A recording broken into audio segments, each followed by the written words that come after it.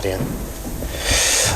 Ben, moi bo día a todos e a todas. Imos ter unha conversa para presentarvos os resultados, as ideas principais que aconteceron en Amiadoso, en Allariz, na Casa Bella, que é un espazo de residencias artísticas, é un lugar no que habitan, no que viven Nuria Sotelo e Rubén Vilanova, fotógrafo, bailarina, coreógrafa, un lugar que está situado nun espazo que é reserva da biosfera na provincia de Ourense.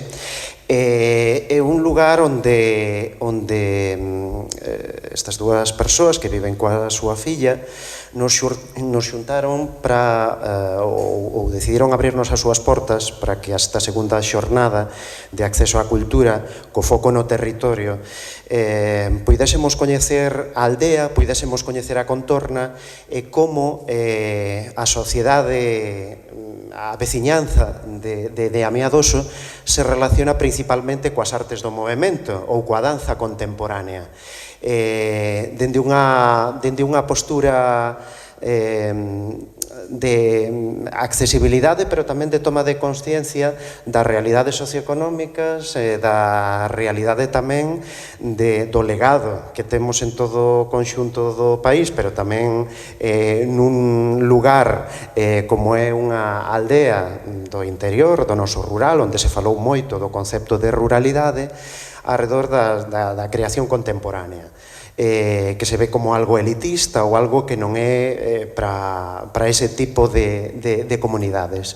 Aí presentáronse distintos proxectos que acontecen no ámbito rural. Un deles, por iso estamos aquí, eu como coordinador desa xornada e Braulio Vilariño, porque foi un dos proxectos que se presentaron ali. Temos dous micros, entón case que mellor imos ir conversando e dialogando para presentar a xornada.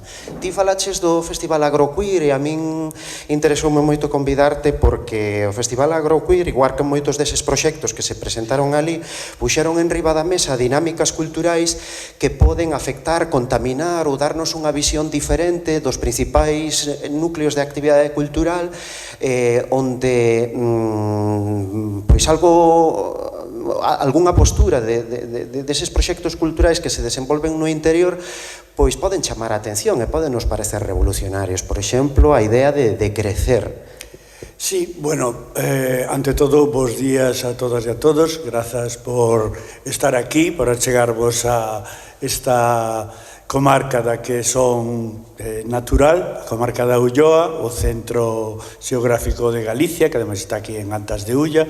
E, bueno, a verdad, agradecido a Roberto tamén, que me teña convidado para esta conversa así de mañá. Disculpade, cheguei tarde, os que temos, como moita outra xente, maiores ao noso cuidado, pois a veces xurden imprevistos que hai que solucionar ao momento. Bueno, en canto ao proxecto de Agroqueer e o concepto que me dicías de crecemento, bueno, está hoxe a cultura, bueno, fomos debatendo durante todas estas xornadas e un pouco as cuestións de a cultura como consumo, a cultura como obxecto, a cultura como algo, un produto do capitalismo, e entonces tamén do que non é, porque vende esa raíz tan básica da cultura, a agricultura, o que está xa na sociedade, e o que temos que volver a recolocar, o sea, sacalo dese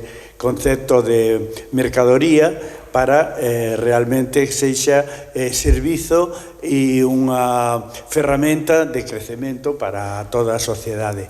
A veces, entonces, hai riscos cando houve certos proxectos, acadan digamos, un significado moi, como usan agora eses términos, popular, non popular, pero no sentido de mayoritario. Entonces hai que tamén ser conscientes de que moitas veces hai que poñer freo a ese crecemento desmesurado, non? E, bueno, estamos vendo hoxe no tempos que corren, pois de onde hai esos macroeventos que non teñen moito sentido de que existan, porque despois non chegan nin deixan unha pegada realmente cultural e de transformación no público que asiste, simplemente é un divertimento que non está mal tampouco, pero que non é o sentido e a función da cultura. Este relato que nos está trasladando Braulio Vilariño era para falar do Festival Agroqueer, pero outros proxectos como a Palleira, ou proxectos como o Festival Artificial, o Convivio da Cultura, o Festival dos Eidos, foron algún deses proxectos que se presentaron ali como un banco ou como un relato de experiencias inspiradoras. Aí tedes a metodoloxía, era unha presentación libre deses proxectos que, como dicía antes, permiten tomar consciencia de como son as dinámicas, ás veces de competitividade, ás veces dinámicas que funcionan por inercia, en espazos ou en cidades ou en lugares moito máis habituados a esa idea de consumo cultural. Estes outros proxectos, pola contra, coas súas dificultades, non solamente son relatos de éxito, ás veces tamén son relatos de dificultade para asentarse na poboación, para que a sociedade se sinta interpelada, para que a sociedade participe.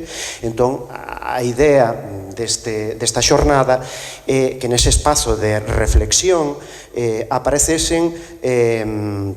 aparecese a posibilidade do debate, do intercambio de que visión temos da acción cultural no interior, na cultura, como pode condicionar a realidade socioeconómica, proxectos como por exemplo a Palleira, que é un lugar de residencias artísticas, pero que ten en conta tamén dende unha visión sustentable o que está acontecendo na cultura popular da contorna, e que todo o mundo sinta a capacidade para considerarse unha comunidade creativa, que é algo do que se falou antes. Entón, aí tedes a metodoloxía, cunha serie de preguntas que nos guiaron, como, por exemplo, se os proxectos culturais responden ás necesidades locais ou ás veces veñen impostas por fenómenos externos, porque se Galicia viviu un fenómeno migratorio do rural ao urbano, agora tamén se está vivindo a inversa, unha migración do urbano ao rural, e ás veces os modelos culturais ou a visión das persoas que se asentan no rural é unha visión de ocupar un lugar coa cosmovisión urbana, ás veces unha visión condescendente ou paternalista do que acontece no ámbito rural por parte desa xente urbana, non? Sí, eso, evidentemente, o que está vendo, como didís, é unha volta. Hoxe, digamos, onde a cultura estaba máis asentada nese sector urbano, a cultura como produto de consumo, estáse vendo que os proxectos máis interesantes estánse desenvolvendo no rural.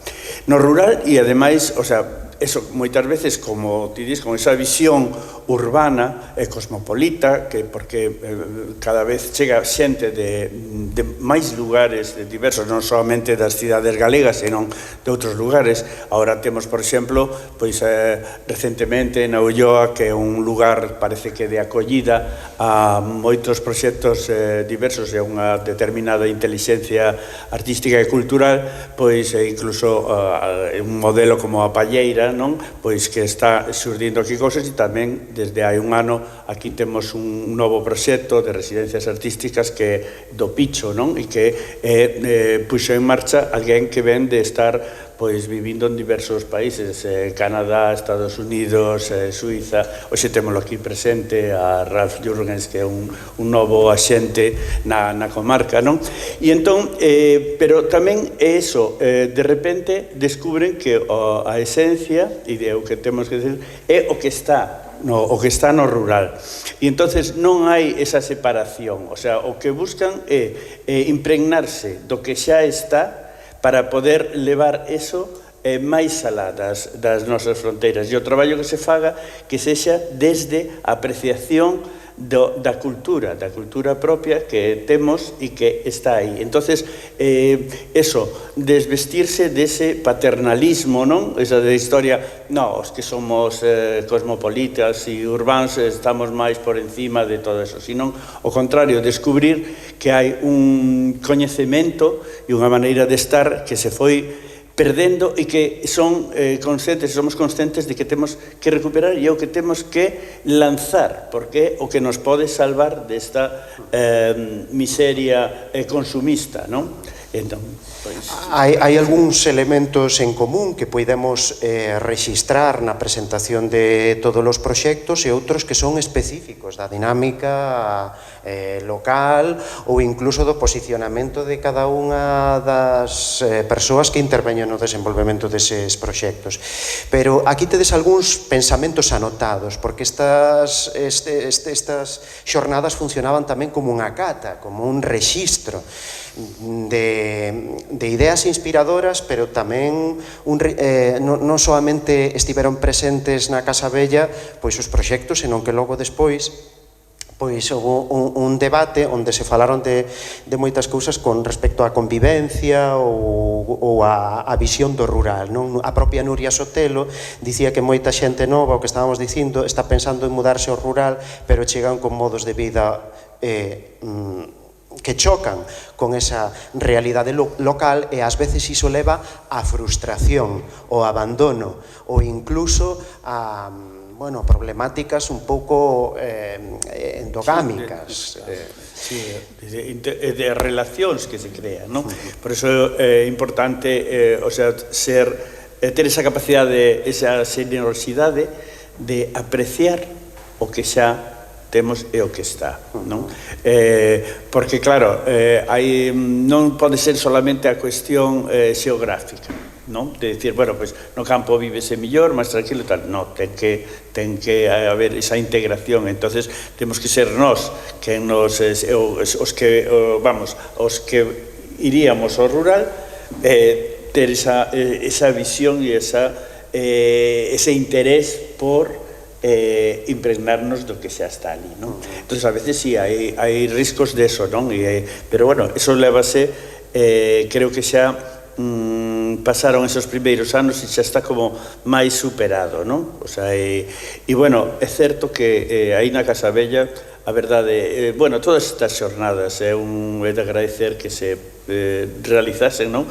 Porque foi moi interesante para ver o que realmente está acontecendo no noso país, en Galicia, e que hai proxectos moi interesantes e persoas moi motivadas para avanzar, crear e transformar. E promover redes, porque a Casa Bella tamén contribúe a que se crean redes de proxectos afíns que están tocadas por problemáticas territoriais e que teñen retos culturais a hora de acceder a financiamento, a participación e foros de debate tamén. A Casa Bella é un lugar que crea espazos cómodos, quentes, para que a cultura poida acontecer dende a dignidade que moitas veces non se atopa en contextos que non é unha problemática especificamente nin do rural nin do urbano, por iso que hai problemáticas específicas e outras non, aquí están anotadas, non? Como se pode estar nun lugar cómodo da cultura se o espazo non está coidado, se non está acompañado e ten recursos humanos suficientes para que iso acontece. E, bueno, felicitacións desde logo a Nuria e ao seu compañeiro, porque para min foi unha sorpresa coñecer ese lugar e me sentí, a verdad, como todos os que estivemos ali, todos super ben recibidos e eso, cómodos, non? Para o traballo, non? Grazas.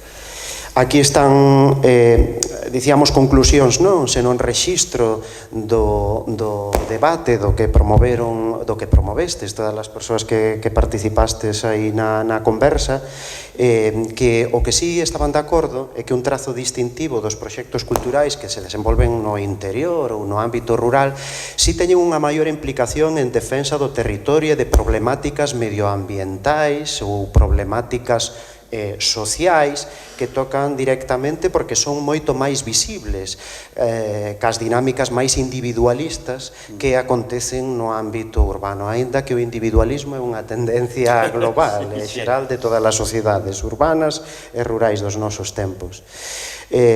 Como en case toda a xornada xurdiron máis preguntas que conclusións, e isto é moi importante para un proxecto como o noso, que fala de dereitos culturais, porque un dos obxectivos máis importantes é trasladarlle á cidadanía en todos os contextos que a cultura forma parte dos seus dereitos, como os dereitos sanitarios, os dereitos á protección do seu medio ou os dereitos educativos.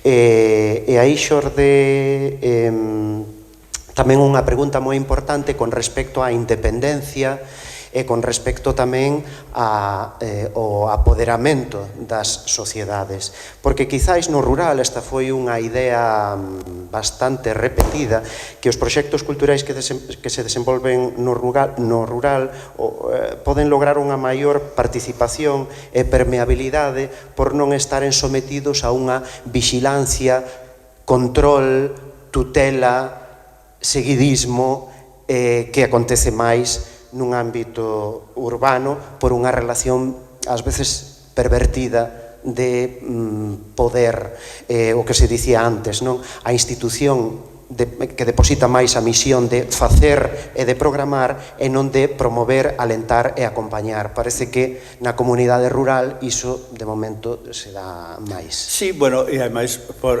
moitas veces por carencia do outro, non? Do apoio, non? Entonces, veste abocado a desenvolver proxectos moitas veces sin ninguna protección, digamos. Entonces, bueno, pois, eso, por un lado, mantén a independencia, mantén a xenualidade, non? O sea, pero outras veces tamén é unha barreira de non atopar despois a hora de buscar un financiamento ou iso, pois tamén unha eiva, non? Que hai.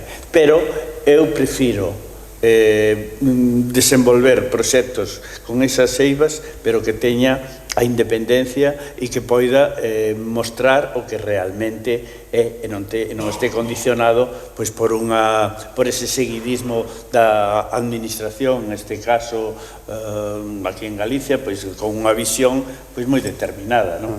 Entonces, bueno, pois hai veces que e ademais é o risco, non? Tamén de vamos adiante e vamos a levar as cousas adiante.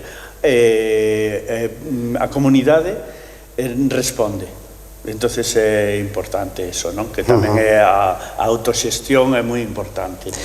Para rematar a presentación do que foi esta xornada en Allariz de territorio e acceso á cultura, eu quería rematar coa visión que Xesús Ron, director da compañía Chévere, publicou sobre a idea de permacultura, darlle a volta ao embudo, que non sexa un embudo onde se recollen moitas cousas para un único punto, senón un embudo dende un punto que expande no territorio a posibilidade de que a xente perda medos, desconfianzas e prexuizos para convivir con naturalidade no seu día a día nunha casa como esta que vedes aí, que estábamos todos xuntos, servíronnos un caldo, a conversa continuou, os horarios non se cumpriron, non tiña a rixidez dunha institución cultural, pero xurdiu a vida, o convivio a comunidade. E a comunidade.